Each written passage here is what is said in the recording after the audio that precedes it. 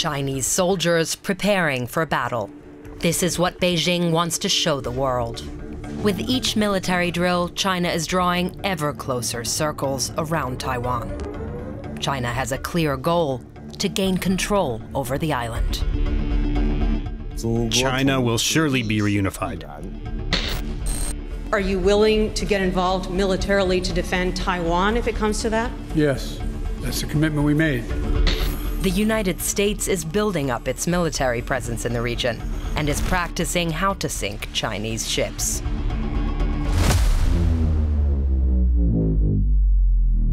We're not going to come to an agreement over Taiwan. Wait for the unification to be achieved. Peacefully, I hope. Non-peacefully, I dread. But why are these two superpowers so fixated on Taiwan? What's in it for China and the US?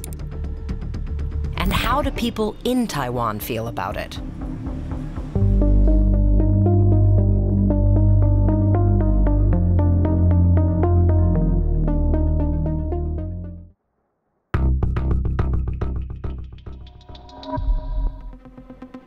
It's Taiwan's location that makes it a geopolitical flashpoint. Taiwan has 23 million inhabitants, and its main island lies only 130 kilometers away from China's mainland. These tiny islands right off the coast are also under Taiwanese control. And Chinese military drills around the whole of Taiwan are getting bigger and more frequent.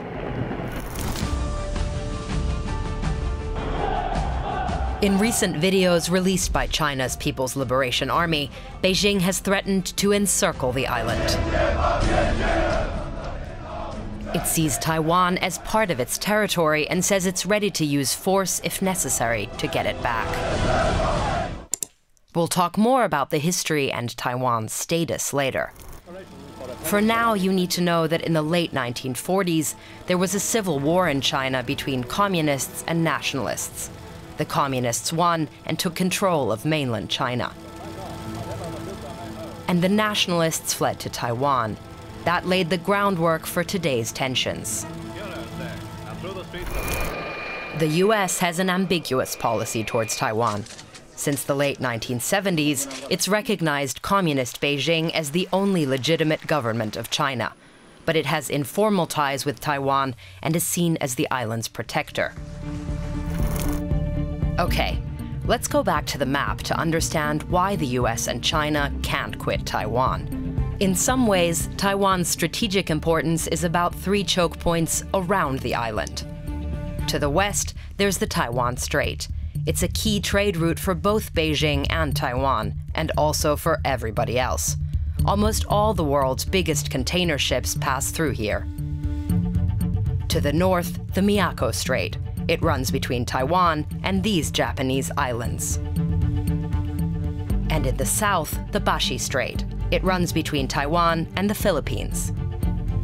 For China, these two straits on either side of Taiwan are key strategic gateways to the Pacific Ocean. Taiwan is in the middle of the Chinese coastline, which is very important. This is Victor Gao. He's a former Chinese diplomat and vice president of the Center for China and Globalization, a Beijing think tank some say is close to the Chinese Communist Party. Taiwan Island faces the Pacific directly, and if Taiwan is occupied by a foreign country, for example, it interrupts the continuity of the Chinese coastline and also prevents the Chinese access directly to the Pacific Ocean. The US says it has no troops permanently stationed in Taiwan, but the island plays an important role in US strategy. To understand why, let's look at the military bases in the region. Here are some of China's main naval bases close to its coast. And the US has some of its key bases in South Korea, Japan, and the Philippines. If you connect the dots, you'll see the US bases form a chain. Taiwan sits at the heart of what we call in the United States the first island chain. David Sachs is an expert at the Council on Foreign Relations, a think tank in New York City. In the past, he worked at the American Institute in Taiwan, which serves as the de facto US embassy on the island. If you look at the first island chain, these are all formal treaty allies of the United States or close partners in the case of Taiwan. And with that, the way it is, the United States can project power close to China's shores, protect its allies and its interests. Conversely, it's very difficult for the Chinese military to project power outside of the first island chain and threaten the United States physically or our interests in the Indo-Pacific. To strengthen this island chain, the US is expanding military cooperation with Japan and the Philippines, which are also wary of what they see as China's expansionist goals. For example, just last year, the US gained access to military bases in the north of the Philippines, right next to the Bashi Strait, one of those Chinese gateways to the Pacific Ocean we mentioned. Here you can see American and Philippine troops conducting exercises in the waters nearby earlier this year. They even sank an old Chinese-built ship that the Philippine Navy used in the past, a clear message to Beijing. And obviously, China is not happy about the US island chain strategy. Come on, we are not living in the 19th century. We are not living in the imperialist century, using this outmoded way of thinking as if you can set up a chain to block, for example, China from accessing the Pacific Ocean. It's ludicrous. Beijing is rapidly modernizing its navy, in part to be able to break through the chain of US allies. For example, with the Fujian aircraft carrier. Here it is on sea trials earlier this year. It's China's third aircraft carrier and the biggest ship in the Chinese Navy. The number one objective here is to keep the United States out of the region during a conflict. So what we call anti-access area denial. Prevent the United States from being able to defend our treaty allies and partners. So to sum up, Taiwan's location makes it essential to both sides as they try to gain the upper hand in the region.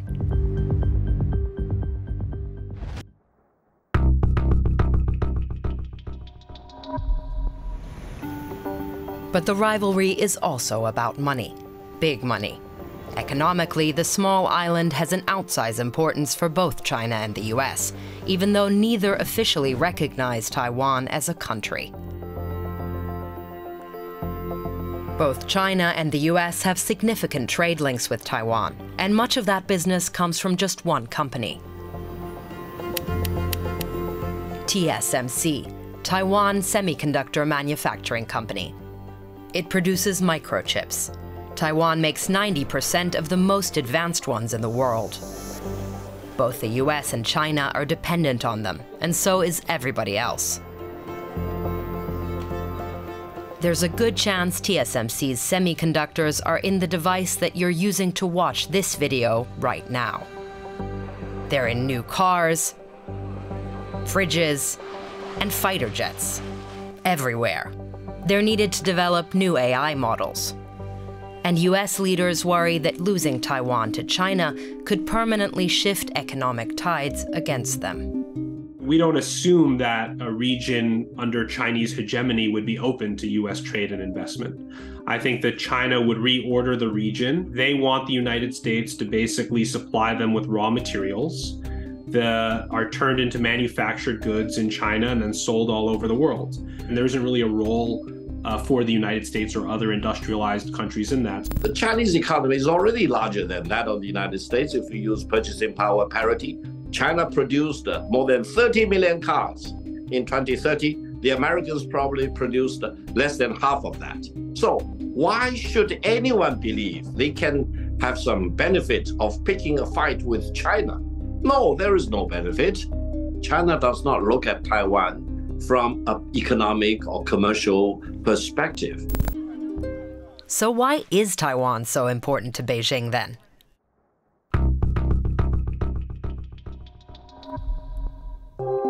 To understand, let's dive back into history. China lost control over Taiwan during what it calls the Century of Humiliation. These caricatures of China being carved up by various foreign powers might explain why. From the mid-19th until the mid-20th century, China was plagued by invasions and internal disputes.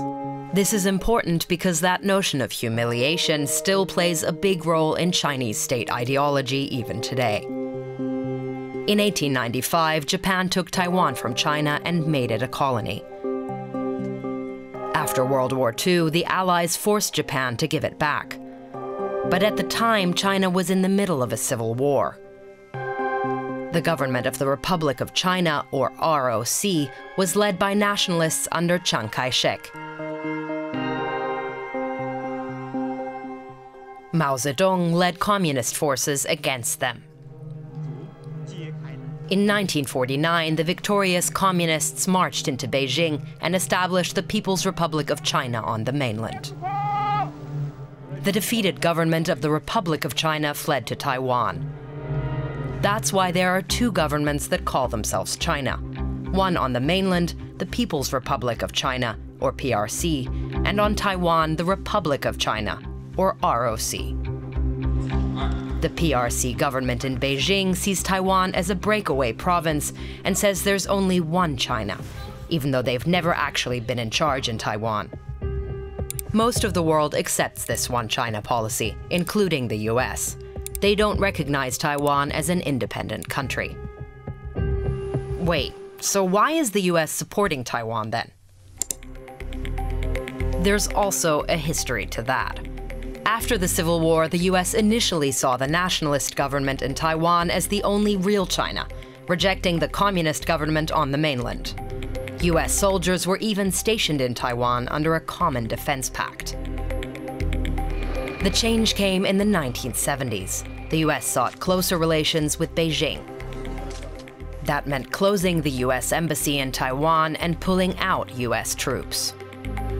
Still, informal ties persisted, like that de facto embassy, and the US still guarantees to sell Taiwan weapons. But they have a deliberately ambiguous policy on whether they would defend Taiwan. It's meant to prevent China from invading and Taiwan from declaring independence.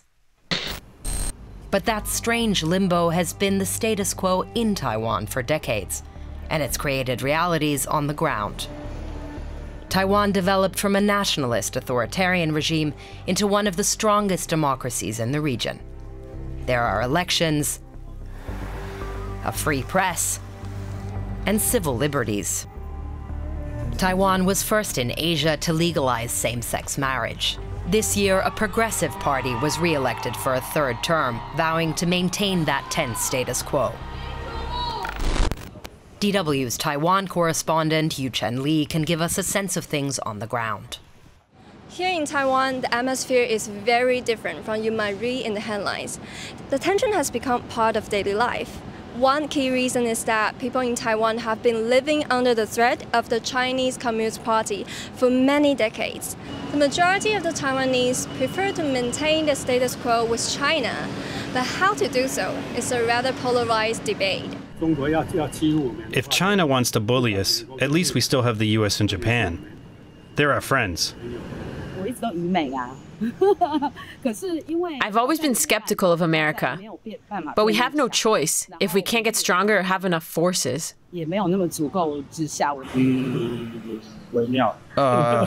It's tricky. We should have a friendly relationship with both of them. It's always been like this. Ever since the founding of the country, we've been caught up in this drama. But one thing is clear for many Taiwanese: Taiwan's voice is usually drowned out. Amid the US-China rivalry, many feel that Taiwan is only a pawn in the game. And no matter what comes next, the island should have the right and autonomy to decide its own fate. But there's one more factor that stands in the way of that. Taiwan represents something for both superpowers.